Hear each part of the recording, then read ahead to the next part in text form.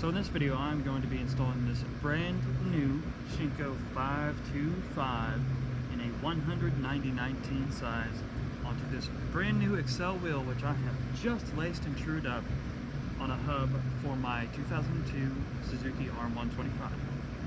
So without further ado, I will get into it.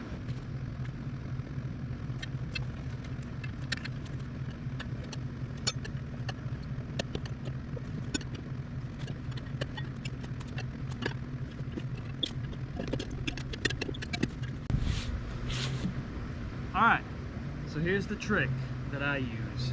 Since I do all this by hand with just simple, screwdriver and a handmade tire iron, don't even know where this came from, I will put the bead outside the wheel on both edges, so that way I can move the wheel around inside of the tire. Really makes putting the tube in a lot easier. Speaking of tubes, let's get to that.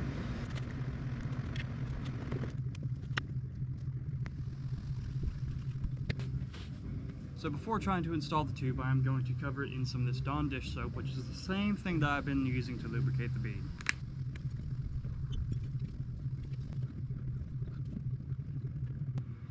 Alright, now we're all lubricated up. Let's start installing this tube into this wheel. First thing I'll have to do is locate where this valve stem is going to go.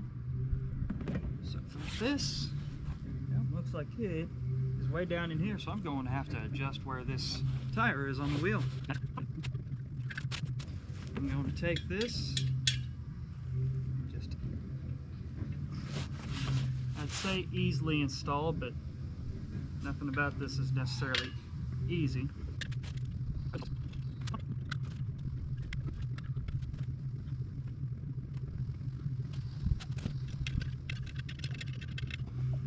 Alright, so that should be good. I'm now going to install the bead onto the wheel.